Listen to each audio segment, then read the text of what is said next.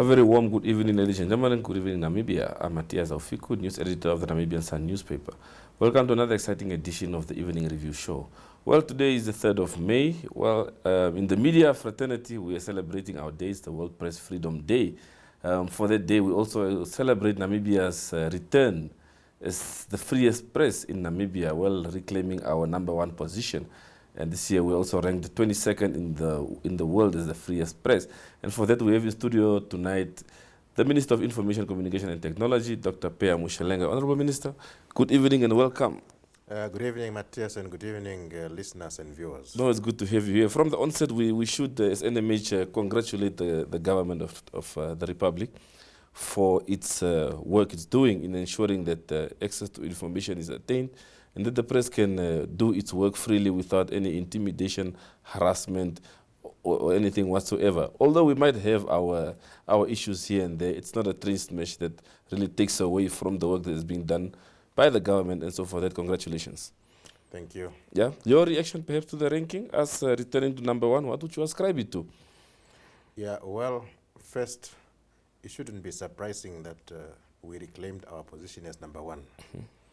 Because for all those years as a country, we have always committed ourselves to the freedom of the press. And as you know, we have passed last year the Access to Information Law, which I believe had also largely contributed to us to reclaim our first position. And we just reclaimed our position. That is what we have been doing. We have always ensured that the press is having its unfettered freedom in its operations. Yeah.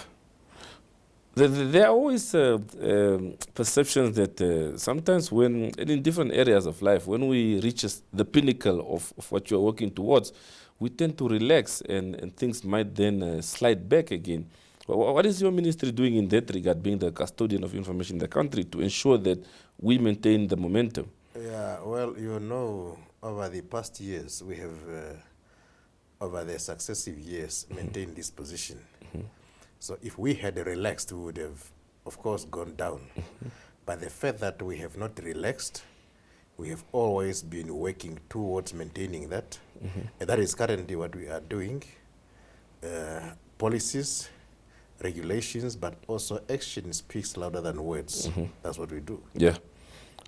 With the access to information law, much awaited now through the legislative processes, what do you expect to see different on the ground as far as information dissemination, media freedom, and all the likes, as far as that concerned? What can the public expect to see different?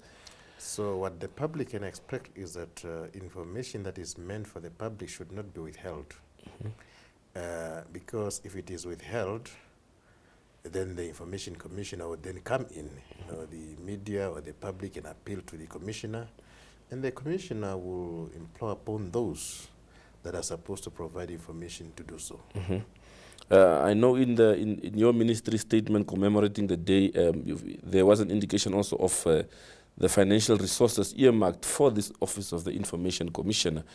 Can you perhaps just just take us briefly through the process that's going to take place as far as setting up that office is concerned?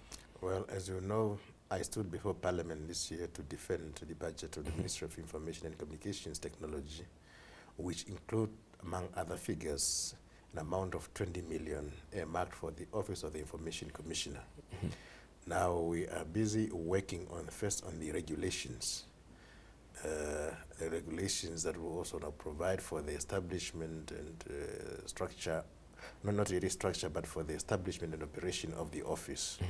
So what would happen is that once the regulations have been finalized, position will be advertised as per the Act.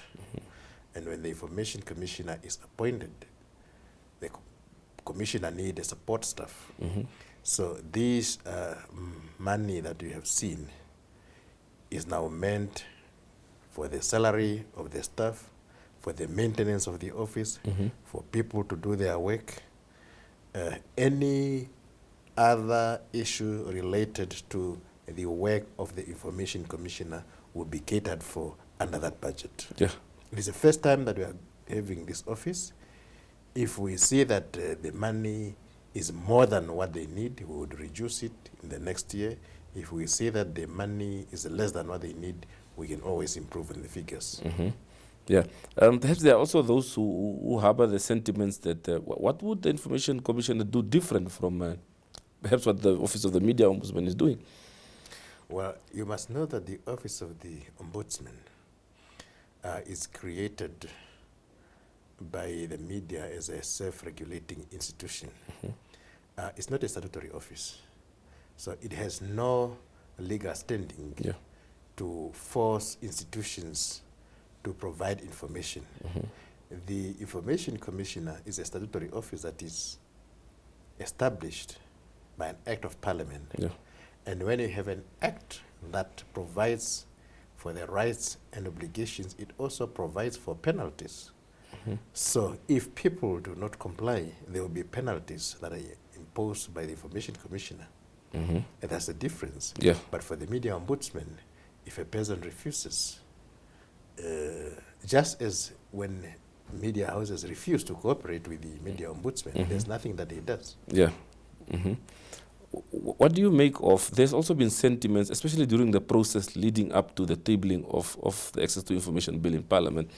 There were those pressure groups that perhaps feared that, like in some jurisdictions where they fear that governments could use this office to actually now sit on information. That is what you call fear of the unknown. Yeah, it was not based on anything that government has done or appear to be doing. It is what we call fear of the unknown. You know, it's what you call hysteria. You know, people become hysterical about something that is not there. I deliberately asked that because I know during the initial drafts, there was a specific clause around the discussions of cabinet discussions that should not be reported on until it's run the full course through cabinet. Well, it works through over. Cabinet discussions are not public documents. So cabinet discussions are meant for cabinet. That's why in the Constitution you have ministers and members of cabinet taking an oath not to divulge directly or indirectly any matter brought before them under secrecy. So, I mean, you can't run a country on a public platform. It doesn't work anywhere. Even here, you have management, you have staff. Even in media houses, you have management, you have staff. Management meetings are not open to other staff members. Even records are not available to staff members. So it works the same in every institution, including government. But how would that just work? Honorable Minister, you would know that there are certain government plans and decisions that were reported on and cabinet subsequently went the other way, maybe to improve it or perhaps attend to those queries that were raised through the media. First, when cabinet sits, there are decisions that are issued as public information by the Minister of Information and Communication Technology. So it is not to say everything that is discussed in cabinet is withheld from the public. But there are also internal cabinet discussions that are for cabinet members. Even as a member of cabinet, I do not go out saying to my executive director, for example, this is what we discussed in cabinet. As former President Pohamba used to say to deputy ministers when they go to cabinet, the only person that you inform what we discuss here is the minister because he delegated you to attend on his or her behalf. So it has always been like that. And it is like that in all countries. You don't get what cabinet discusses. Even in so-called democracies, you don't get to hear what cabinet has discussed. So in terms of declassifying information, what is our system like in that regard? I mean, you have in countries, perhaps such as the US, the UK, they will declassify information periodically, like 10 years, 20 years later. How is our system like? Just to give the public an understanding of why a certain decision was taken. It seems we don't do that here. Well, we are not the US and we are not the UK. We are the Republic of Namibia. We have our own laws. We have our own environment. So why should we start declassifying as the US or as the UK does? So you don't see the need for that? No, I'm saying we would, if we are to declassify documents, we would do it on our own terms, not on anyone's terms. Yes. Yeah. No, I asked that because I mean, I'm sure when you do your peer reviews with your peers on the global scale, perhaps you see that these are some of the things that they do, or maybe we don't see the need for that. Well, if a document need to be declassified, there's no reason why it should not be declassified. But we don't declassify for the sake of declassifying. Yeah. So, take us through the process of, as media houses, and I'm sure many of my colleagues also want to know, should you request for information from a public office and it's refused, just the steps that should follow after that. Yeah, the steps, obviously, you go to the Information Commissioner and say, I have requested this and that information from this entity, and it has not been provided for me. And obviously, the Information Commissioner would now contact that entity and say, I am informed this is what you are withholding. Now, it is for the entity to say, yes, I have withheld this entity for the following reasons. And the Information Commissioner would look at the information being withheld, whether it falls under the information that is supposed to be withheld or not, because it is clear in the Act which are the information that can be withheld, and which is the information that can be withheld, and which is the information that should be released to the public. Yeah. Now, if the entity is found wanting, then of course the Information Commissioner will make a ruling to say this information should not be withheld, it should be released. Yeah. Now, if the entity really strongly feels, it can approach the court to protect the information if there's a need. And of course, this is a country of a rule of law. If the court rules that that information should be withheld, it will be withheld. But if it should be released, it will be released. Yeah. So who has local standing to approach the office of the commissioner, the information commissioner? Can I just, as an ordinary public member, walk up to the information commissioner? Any person that has requested the information. And so it's not necessarily the media. I just wanted explanation just for the clarity of the public. The media. Yeah. You know, public information is for the public. Yes. It's not necessarily just for the media. Members of the public would want to have information. Yeah. Yes. Okay. Well, Honorable Minister, we'll head for a short break and we'll be back to continue this conversation. Well, to our viewers, we head for a short break and we'll be back to continue this very exciting and insightful conversation. Welcome to My.NA Cars, your ultimate destination for everything automotive. I am your host, Diana Master. Teamwork makes the dream work, right? Discover the latest models, innovative technologies, and expert insights from our passionate hosts. Learn essential maintenance tips and get exclusive behind-the-scenes access to the automotive industry. Don't miss My.NA Cars on NTV every Thursday at 2100 hours. Tune in and ignite your passion for automobiles.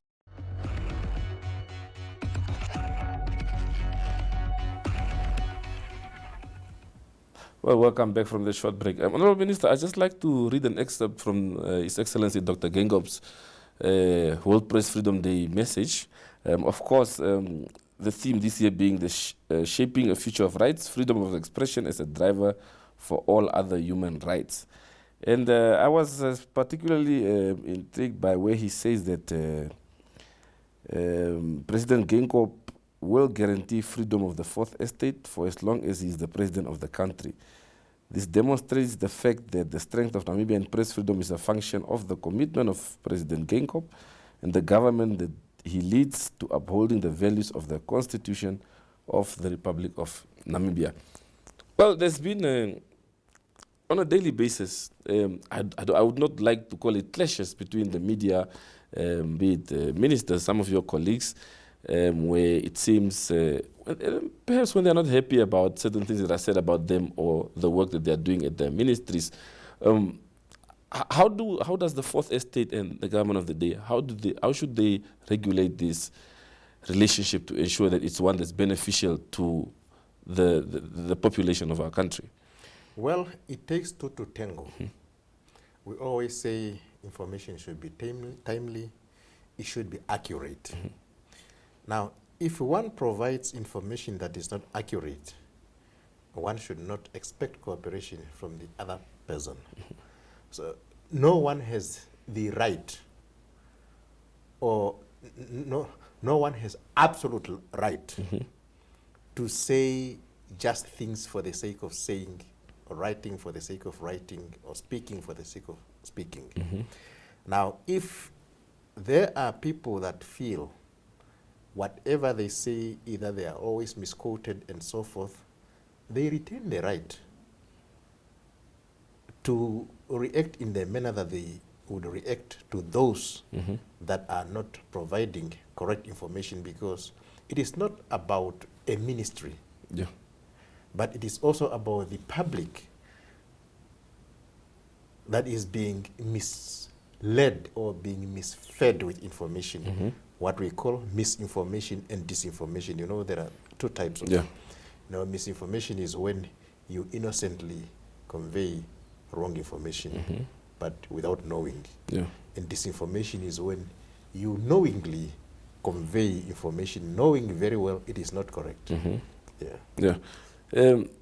So how would you then paint the current media trajectory of our country? As when you sit back and analyze our industry, what comes to your mind? Well, the media is made up of human beings. And anything that is made up of human beings would have its positive, negative aspects, human error side, and so forth. Largely, there are members of the media that try to ensure that they investigate and provide information. Then you will also have those that are supposed to provide this information, either taking their time, not coming back, now leaving members of the media to make their conclusion. You also have known individuals who do not convey information as it's supposed to be conveyed. We know them because we've dealt with them. So we know that in this media house, there's X and Y. Whenever they ask you a question and you provide, even if it is a text message, even if it is a voice note, they will never report as you have said it. So these things, as I say, but on a large scale, you have responsible members of the media, with a few that are not acting responsibly. You're being well-traveled over the years and seeing how media in other parts of the world operates. What do you think are some of the areas that we should look at domestically in our media sector, perhaps just to improve the way we do our work? Yeah, well, I would say that media houses should concentrate on the aspect of training. Yeah, now training, not only for the sake of reporting correctly and accurately. We also have a problem of language. I read some articles, and the way and the manner in which it is written, you can see that it is not a correct English form of writing. So these are things that we need to pay attention to in order to empower our journalists. But that is now the responsibility of individual media houses. Another aspect I'd like to touch on is the issue of exchange of information. Most of the ministries, you'd see that the PROs in those ministries, in most cases, don't sit at the top echelons of the ministry. So they don't really know what's going on there at the top. They should always go back and ask for information from their superiors. But ideally, and I don't really know how the setup is in there, but ideally you'd want your spokesperson to be part and parcel of the decision-making engagements, maybe even as an ex-official and so on. So what is being done in that regard? Well, it differs from one ministry to another. You have some ministries where spokespersons are at the level of a director. Now, a director does sit in a management and would be speaking with authority when he or she is conveying information. Some other ministries have junior PROs, rightly so, as you said. Whatever they are conveying is what they are given by their superiors. But whatever the case may be, what is important is how is this information generated. Even if you are a PRO and your executive director or your director provide you with information, because he or she is privy to the background to that decision, you should be able to convey it. Okay. There are times when the executive director of the Ministry of Information and Communication Technology does convey information from the government. He doesn't sit in cabinet. I, as a minister, sit in cabinet. But he would convey the information accurately and correctly because he has been properly briefed. This is as we wrap up, one of the key topical issues across the world is artificial intelligence. Also, its impact on the press. What are we doing as a country to ready ourselves for that wave that's looming? Well, it is not only on the press, it is on every members of the society. Because as you know, with artificial intelligence, more technology, lesser labor and so forth, it will also be the same when it comes to members of the media. So you may not need the number of the workforce that you have and so forth. So now you shouldn't just say, what are we doing as a country? What are the media houses doing to ready themselves for this upcoming wave? I'm throwing back the question to you. As media houses, what are we doing? Yes. Okay. So maybe we should join hands, that's what you're saying? Yes. No, most definitely. Honorable Minister, thank you very much for your time this evening. Welcome. It's always a pleasure having you in studio. All the best. Bye. Well, to our viewers, that's it from the Evening Review team. Thank you for staying tuned. Have a pleasant evening. See you again tomorrow, same time, same place. Good night.